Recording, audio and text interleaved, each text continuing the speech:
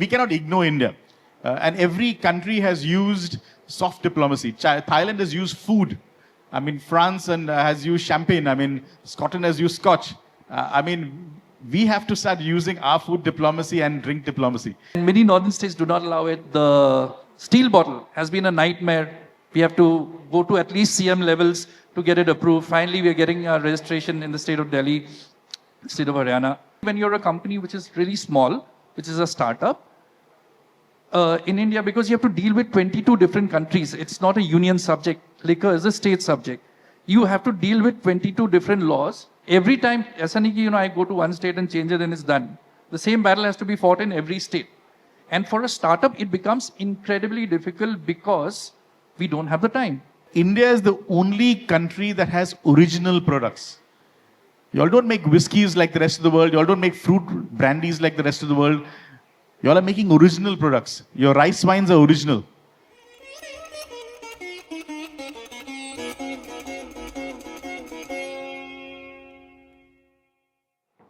So I was just, मैं अभी जब राहुल को सुन रहा था तो राहुल ने जब बताया कि शराबी का नाम, इससे मुझे ना एक इंसिडेंट याद आया. अभी कुछ 2 दिन पुरानी बात है, मुझे मेरे YouTube पे किसी ने कमेंट लिखा कि उसमें था कि देखो IIT दिल्ली से पढ़कर दारू बेच रहा है. तुम्हें समझ नहीं आया कि कॉम्प्लीमेंट है कि इंसल्ट है, समझ नहीं आया. सो आई थिंक दारू या अल्कोहल इतना टैबू क्यों है. एंड राहुल ने बताया कि कालिदास ने इसके बारे में लिखा है. In fact when I was reading, so अर्थशास्त्र, इंटरेस्टिंगली हम चाणक्यपुरी में हैं और होटल अशोक में हैं. So everything around the Mauryan empire. और अर्थशास्त्र में एक्चुअली डिफरेंट अल्कोहल के बारे में मेंशन्ड है. अर्थशास्त्र में लिखा है कि स्टेट स्पॉन्सर्ड प्रोडक्शन होना चाहिए जिससे क्वालिटी कंट्रोल हो सके, और रेवेन्यू कॉमर्स पे फोकस था. They talk about Medaka which is made of rice, Prasanna which is made of rice और barley, Asava which is fruit ferment, Arishta which is like a medicinal herbal, और Maireya which is made from date palm और honey, and also मधु जो हम जिसको हम meet के नाम से जानते हैं. सो अगर हमारे कल्चर में इतना मेंशन है अल्कोहल के बारे में, स्पिरिट्स के बारे में, तो आज की जनरेशन में इतना टैबू क्यों है. क्यों हमें जाली के पीछे से खरीदना पड़ता है, क्यों ऐसे कमेंट्स आते हैं. So I will now direct to the panel. काफ़ी इंटरेस्टिंग पैनल है. Sanjeev sir, you have been in the industry for so long. Sanjeev sir is also from IIM Ahmedabad. तो क्या आपको ऐसा किसी ने बोला कि IIM अहमदाबाद से होके दारू बेच रहे हो? सो why there is so much taboo around alcohol?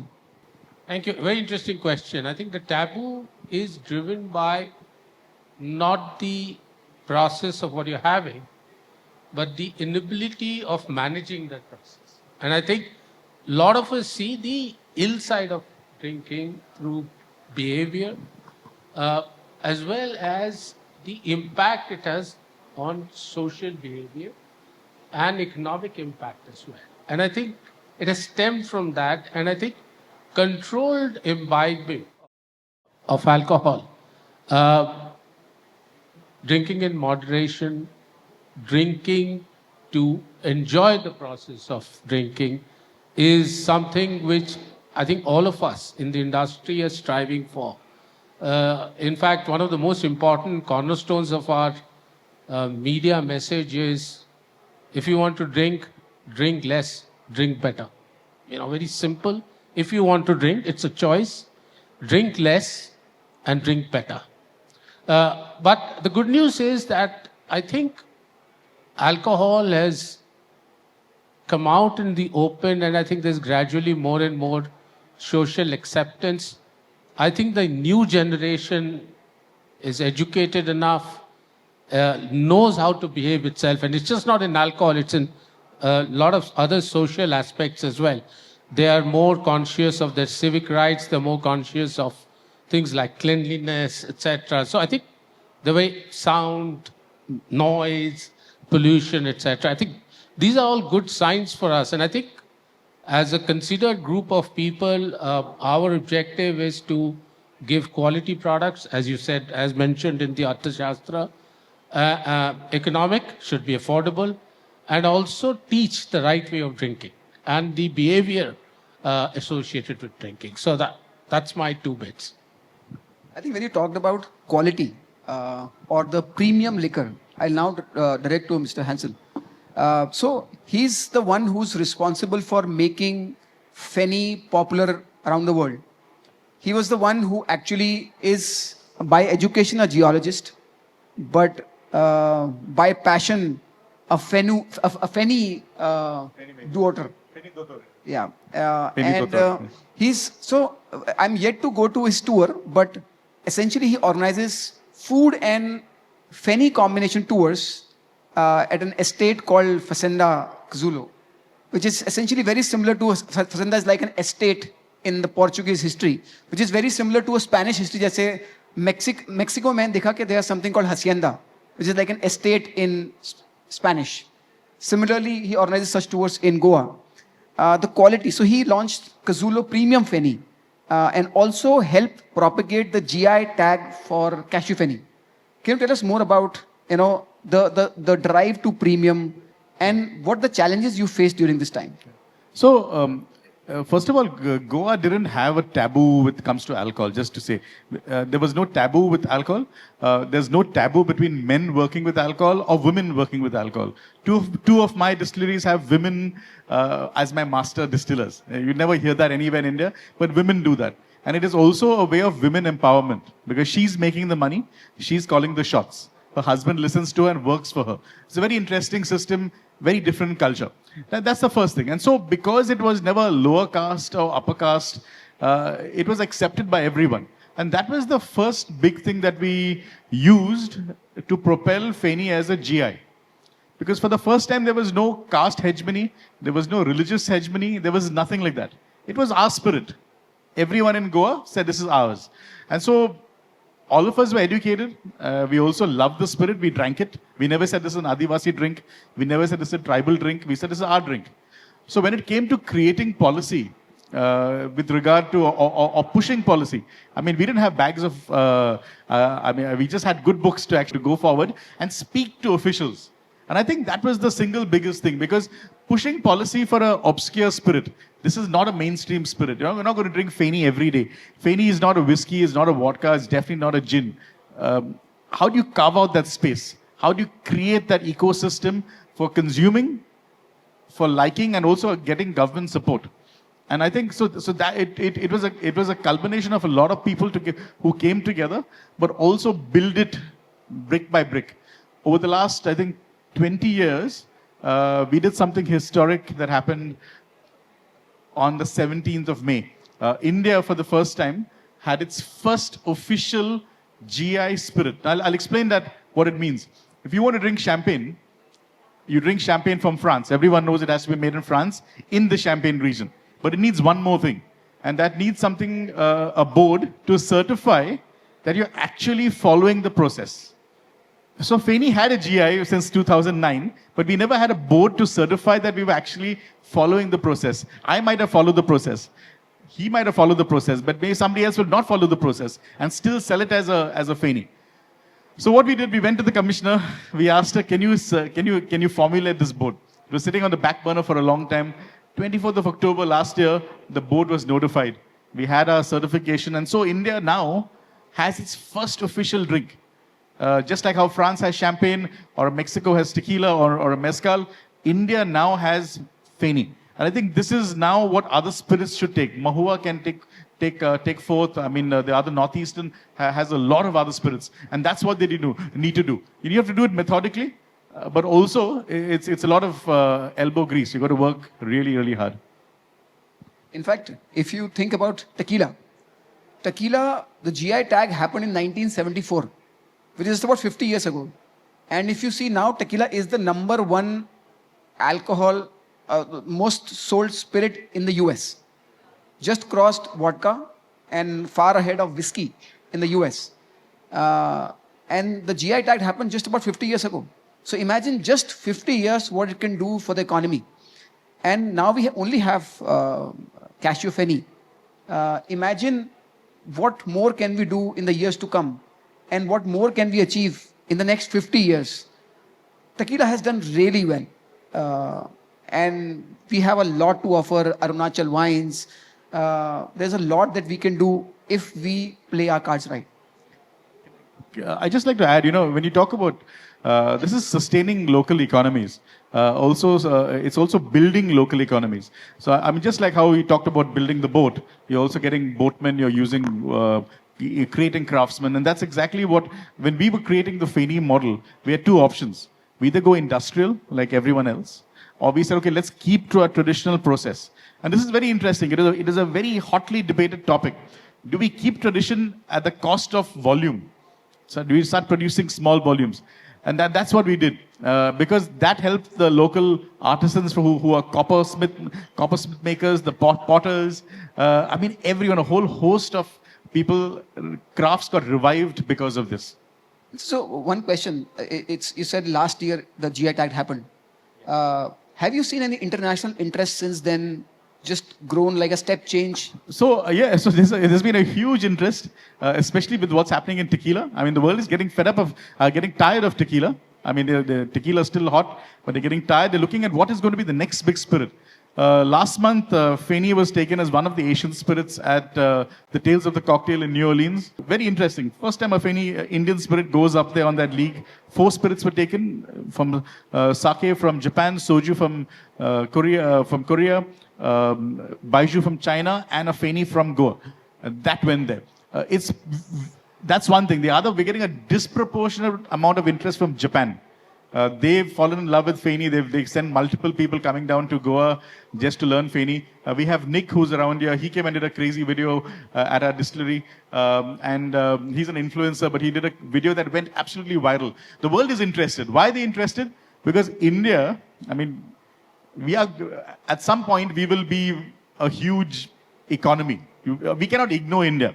And every country has used soft diplomacy. Thailand has used food. I mean, France has used champagne. I mean, Scotland has used scotch. I mean, we have to start using our food diplomacy and drink diplomacy.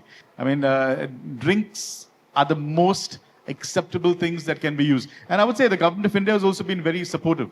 At the SEO event that happened 2 years ago, interestingly, one of the things that they organized was a Fenny dinner for all these delegates. And that was, I thought, very far-sighted.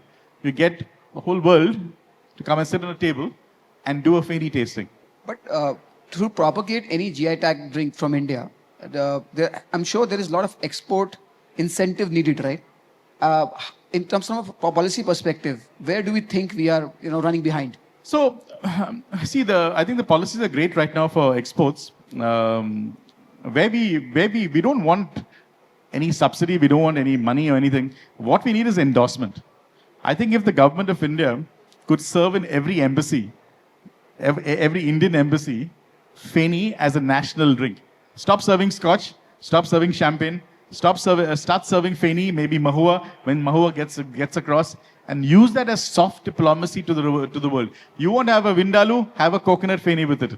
You want to have a nice spicy curry, have a Fenny with it. No more Old Monk, no more wines. So Indian wines are fine, but I mean, start looking at this. I must tell you, I did an interview and I told them, I said, this is one of India's most original make in India products. Completely indigenous technology, completely unique process, and it's completely homegrown. And it's been documented. It's not that we're making it up. It's documented as a completely Indian process. And this is the story. And as you were saying, when I do these food tours and we opened up our distilleries, that's because we want you to tell you the story of Fenny. Because when I tell you the story of Fenny, you fall in love with it. That's what we want. Thank you. I'll now direct to Mayuk. So Mayuk has been building a gin that comes from Northeast. It goes by the name Cherrapunji. And he's essentially taking a local story to the world. If you can show up the bottle, please. We have an image if you can show, because that bottle actually carries a lot of story. He's essentially taking the wettest part of the world to the world. Till they take time to put up the photo. Mayuk, my question is, how has the journey been? I know for sure that it's been extremely difficult, marred by regulatory policies. Right. If you can highlight few policies, and then maybe Sanjeet sir and Hansel can talk about it. Right. So what I do, as you have pointed out, so we make a gin called Cherrapunji Gin. It's made with rainwater. We use native botanicals from the northeast in the gin. So gin is made of botanicals. We use things like Kaji Nemu, which is a GI tagged lemon from Assam. We use the Khasi Mandarin from Meghalaya. We use pepper. We use cardamom from Sikkim, so on and so forth. So while we have said that it's a truly northeastern product made with rainwater, we also did something which is very different, which is we packaged it in a steel bottle, stainless steel, which is something that people do not. There is probably one brand that has used it earlier, not in India, in Sweden. I think it's called Danska vodka. Right. Other than that, there was in India nobody had used it. So I decided to change it. I thought that there is a need of innovation. Right. Me being from a very let's say a remote part of the country, I thought like let's make something interesting which has not been done before, and that is where trouble started. So when you do any innovation in this industry, it is penalized, and because the system does not allow you to. For example, one of the things that we've done, I don't know whether the bottle picture can be put up, but we have a illustration of a farmer who goes and picks up the mandarins, just like a lady with a basket behind. Now I'll tell you what are the pitfalls. Many northern states do not allow any illustration of a woman on a bottle. I did not know it. I said, in all good sense, like, instead of putting some, celebrity, I thought I'll put up a farmer. But again, many states they did not allow me to register. Secondly, the bigger problem, the stainless steel bottle. Whereas Danska vodka was sold and registered in India in many states, they said, because you're an Indian brand, we'll have to change the policy. For a foreign brand, and sir would know, that they can do anything in India, and as in a foreign brand of liquor can register immediately. For example, if I were to register as a gin, as a foreign brand, I have to pay 1 lakh rupees as a foreign brand, made, let's say, in Europe. If I'm an Indian brand, I have to pay 15 lakh rupees. How is that a level playing field? Yes, this is the bottle. Stainless steel bottle. It says, from the rainiest place on earth. And of course, we've won a lot of awards. It says India's most awarded gin globally.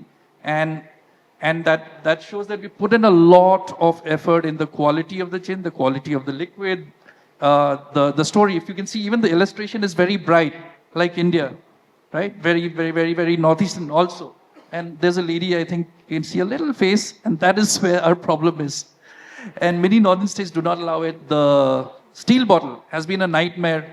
We have to go to at least CM levels to get it approved. Finally, we are getting our registration in the state of Delhi, state of Haryana, and it's been a long journey, and especially when you're a company which is really small, which is a startup in India, because you have to deal with 22 different countries. It's not a union subject. Liquor is a state subject. You have to deal with 22 different laws. Every time, I go to one state and change it, and it's done. The same battle has to be fought in every state. And for a startup, it becomes incredibly difficult because we don't have the time, right? And that's why I think, there needs to be an outlook where there is some sort of a union. I'm saying some sort of talking between the states, because we can't talk to 22 different countries. It's impossible for a startup. So therefore, it's very difficult. For example, in his case, Fenny, in many states, it's still considered country liquor. How? We are the same country. It's a national GI tag product. And how is it banned? And this dates back to the British era, where they made these laws banning our country-made spirits because they could not tax it. Because anybody could make it at home and drink it, and they wouldn't earn money. And that's the reason it was banned. And to your earlier question of taboo, who did the taboo? I think it was the British. Said that no, Fenny is bad, our northeastern spirits are bad, you cannot make it at home. The reason is because they could not tax it. Is that why you've been spending most time in promoting Cherrapunji outside India? Absolutely. Yeah. It's easier to send a product made in India outside India than to distribute within India. It's much easier.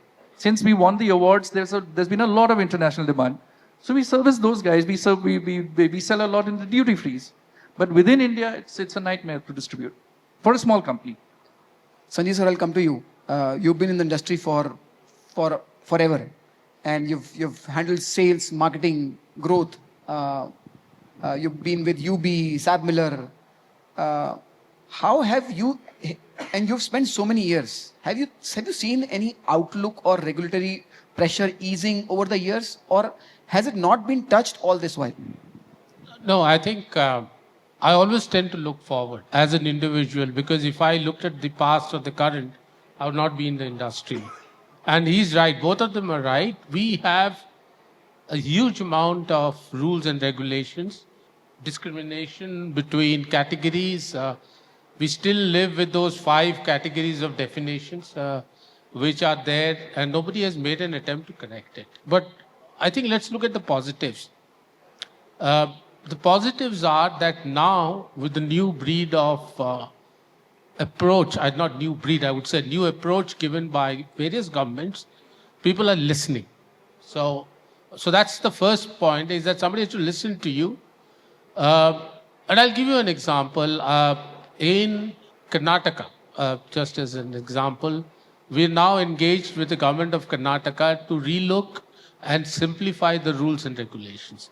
Now, this was an initiative, and it was a proactive initiative, because people realized that we are still governed. I don't know how many of you know, in Delhi, the legal drinking age for alcohol it's 25. You can vote, marry much before that, but in Delhi it's 25. And as he said, in Delhi, no lady can be employed in a bar. So if you go to any of the bars, a lady is not employed. Now, these are all old rules which nobody has actually looked at. We follow the Punjab Excise Act, which was probably written in the early part of the 19th century. And absolutely nobody has looked at it. Mumbai, I'm just giving you a little bit of trivia. In Mumbai, none of us can drink. Technically, none of us can drink. Because to drink in Mumbai, you need a permit.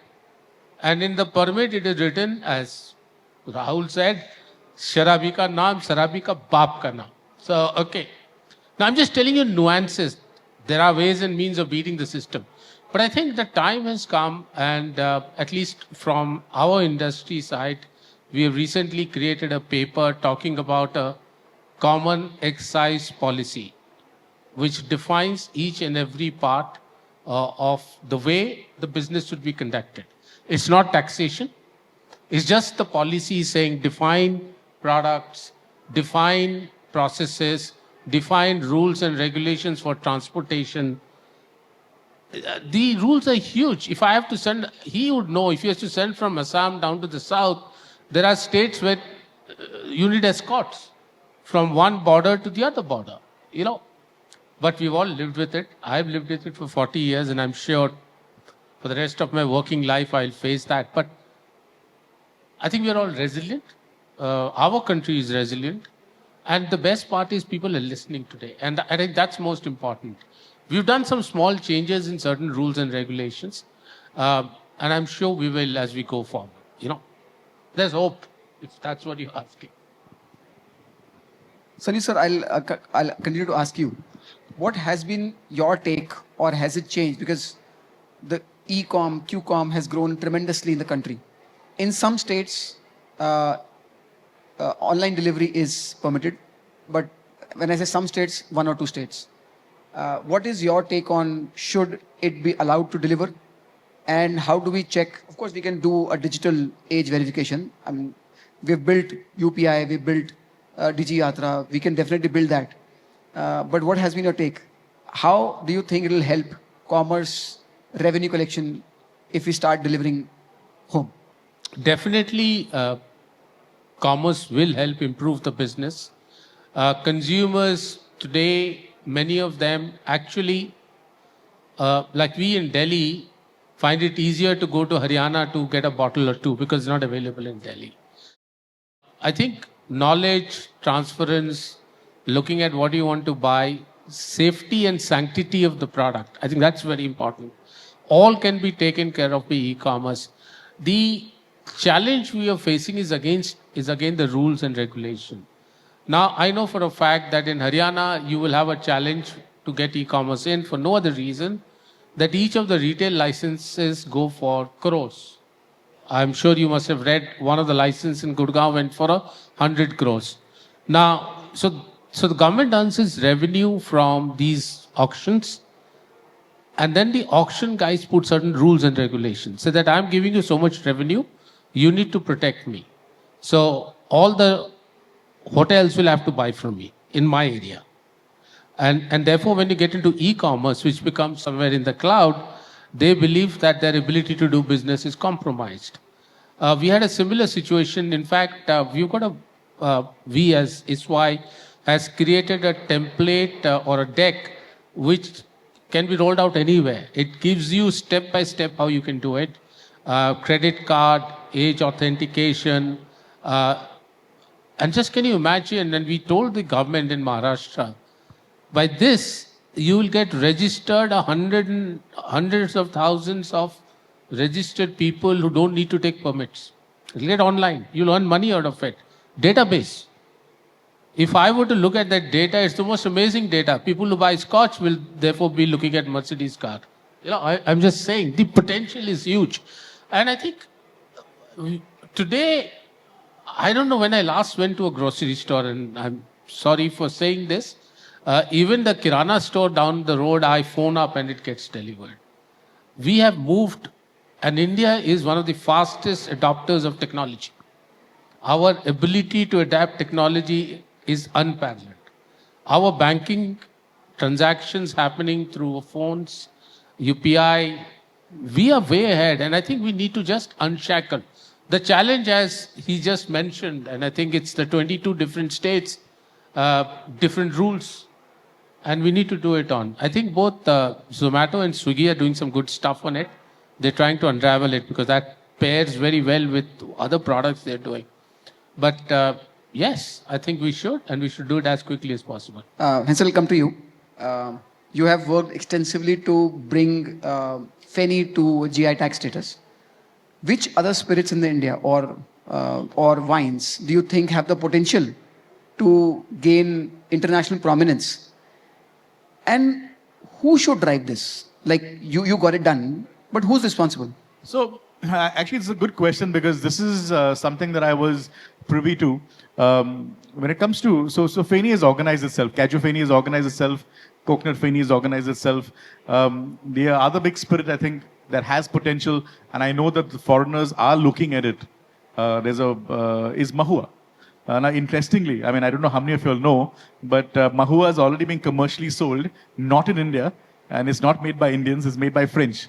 There's a French perfumery that is set up in France, south of, in the Cognac region, where they're importing flowers from Chhattisgarh, Maharashtra, taking it all the way to France, making it and selling it as a brand called Ma, and they sell it all over Europe. So, interestingly, they've already seen the potential. He said, we don't want to be squabbling with Indian bureaucracy. We're going to go up and make it ourselves. And they're doing it there. And that's the potential that we should have grabbed. But the problem is there are 13 states that make Mahua. Now, who do you give Mahua to? Do you give it to Maharashtra? Do you give it to Chhattisgarh, to Madhya Pradesh, to Uttar Pradesh? I mean, everybody makes it. And so it becomes very difficult to get a GI for 13 states. So I don't know how they're going to, you're going to need 13 states to come together, sit together and decide. But then there's a bigger problem. Who decides that?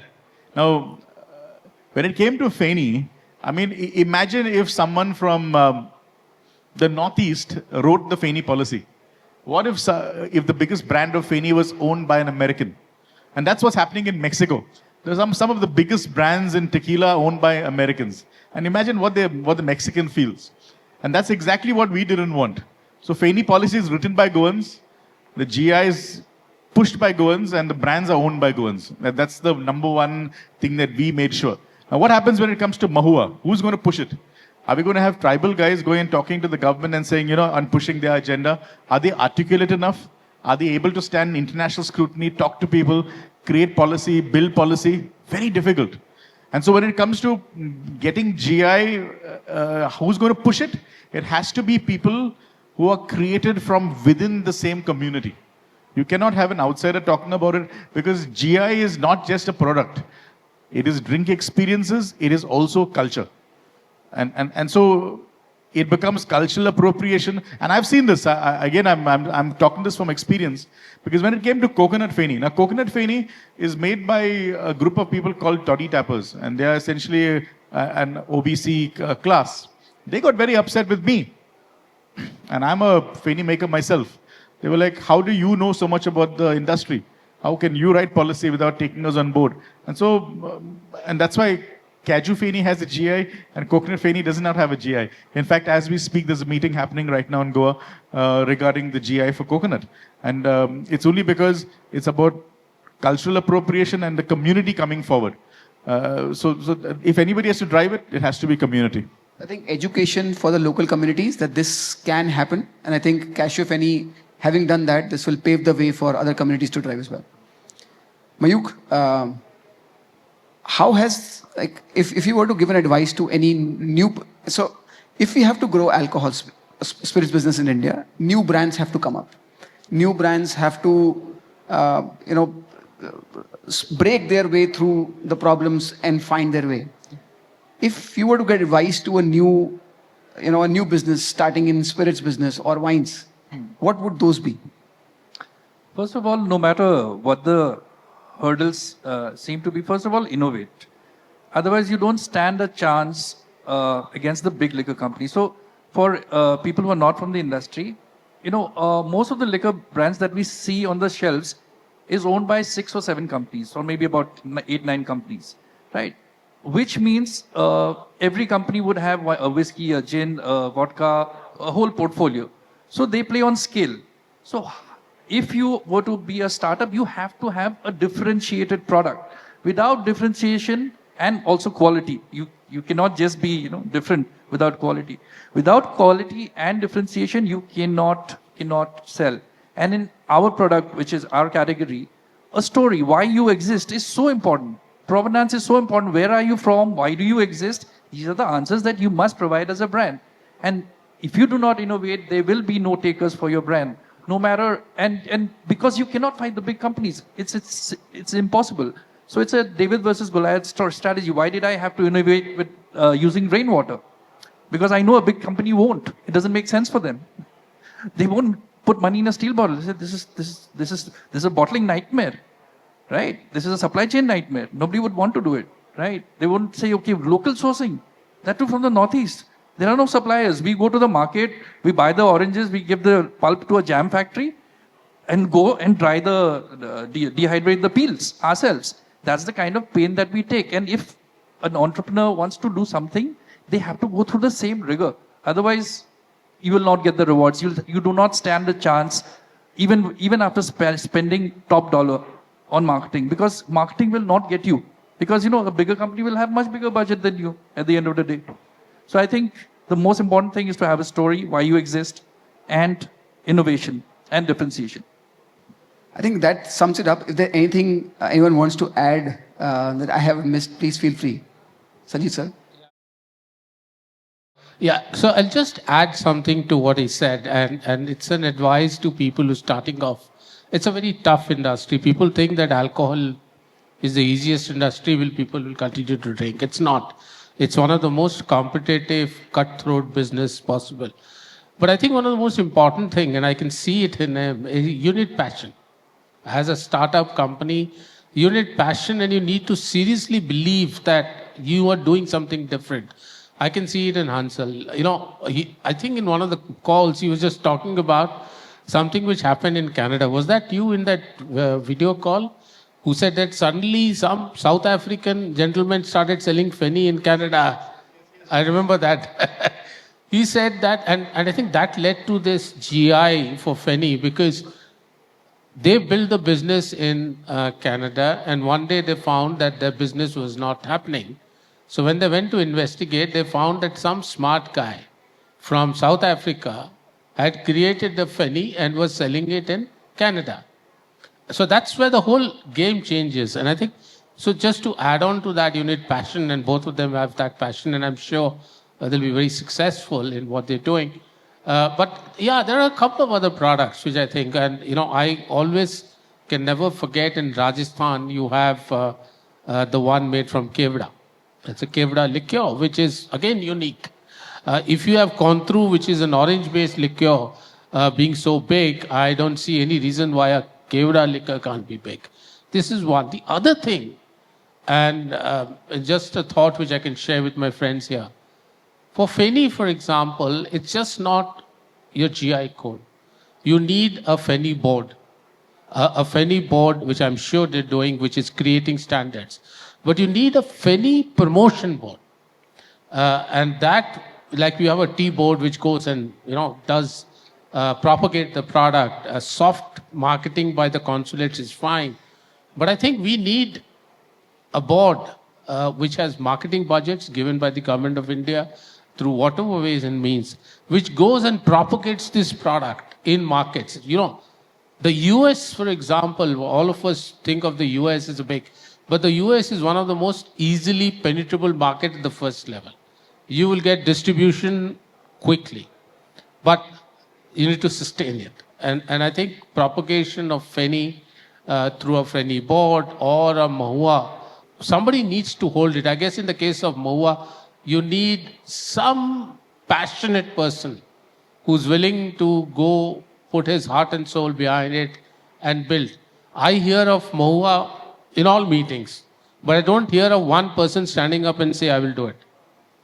Unfortunately, it's not our remit because we, as he knows, we are big. Our association contributes almost 65% of volume and 45% of the revenue across the country. So we're big. But even then, we've got Indian single malts which are creating their own story, which is going to actually drive exports of the country. So we think India has huge potential. We have shown to the world that we can produce quality products. The gins we produce, the craft gins we produce, the Fenny, they're uniquely different and far superior to what you get internationally. So we have potential, but we just need, I don't know whether the government can look at creating a wine promotion, like we have a government export promotion council, wines and spirits, and start working and building this, because I was just looking at some export numbers. We do around $390 million worth of exports of spirits, including wines, etc. It is not only nothing, but a big chunk of it is pure alcohol, which is being sold as a B2B commodity.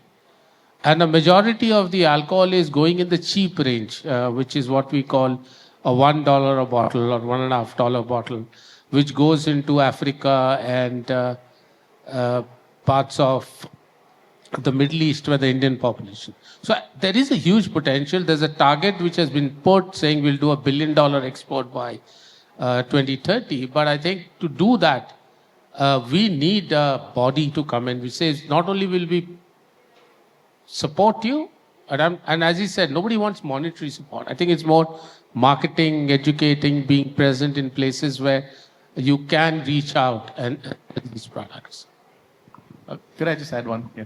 So taking on, we just not need passion, we also need grit to manage the system. You got to be like thick skin. You got to be like a fleece hanging onto the back and going forward. But I just want to end before I finish. I want to tell you something. At the Fazenda Kazulo, we get travelers from all over. From the Middle East, from Iceland, we've got people from America, everywhere. Of all the people who stood out, there was one community from Japan. They keep on coming. And the Japanese are different from everyone else. They're always seeing things before everyone else. So the first time when journalists came, she saw the Fenny. She was completely shocked. She came to cover gin. She found the Fenny story more interesting, so she wrote about Fenny. Then she forgot to take a photograph, so she flew back to take a photograph and go back. So all that kind of thing. Then she introduced it to some bars in Japan. Next thing, the Japanese are coming. And who comes? Hiroyasu Kayama. #1 bar in Japan, in Tokyo. And this guy comes once, then he comes twice, Then he comes 3 times. He was here a couple of months ago, and I asked him, I said, Kayama-san, I said, what makes you come to India? Because he travels for about 20 days in a month to different parts of the world, studying different alcohols in the world. And he told me something very remarkable, something that really hit me. He said, India is the only country that has original products. You all don't make whiskeys like the rest of the world. You all don't make fruit brandies like the rest of the world. You all are making original products. Your rice wines are original. Your Fenny is original. Who uses a cashew fruit? Cashew is originally from South America. From South America comes to India, some Indian guy decides, okay, let's use it. The Portuguese did not make cashew Fenny. The Indians, Goans made it. We made coconut Fenny, distilling directly to drinking strength. He said, these are unheard stories. These are marketing marvel stories. You can make a marketing story out of this.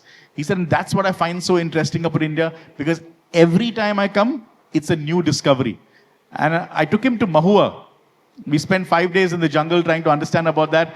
He was blown apart. And I can just imagine when he goes to the Northeast, you will have crazy more stories to tell.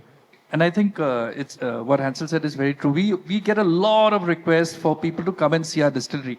Although it's not allowed as per our state policy and the government is amending it. But, people really, really want to get and understand what you make. Because, we make something which is unique. And I'm sure people, for example, he was talking about the Japanese. We have 3 Japanese investors who have invested in us. The reason for that is they see the quality and the uniqueness that we provide. And they are looking for that. They're looking for originality. And originality is such an important part of what we do. And I'm sure what Hansel also does. And a lot of Indian distillers make original products. And I think, when it comes to exports, this could be one of our biggest areas if we, simplify policies. And I think that's where probably the government should come in and probably make some sort of a union of the 22 different countries. I think I'll sum it up with saying it doesn't have to be a taboo. We can bring back our roots. And I would request all of you, whenever you go to Goa, do visit Fazenda Kakazulo. I think when Hansel mentioned that, if you come to the Fazenda, you'll fall in love with Fenny. And I think we owe it to the only GI tag spirit in the country. We must go to, and you should all invite us. We'll all be there. We owe it to Fenny. Thank you so much for everybody to coming down here. Thank you so much. And I hope this session is kickstart something in the future that we all live to see. Yeah. Thank you. Thank you.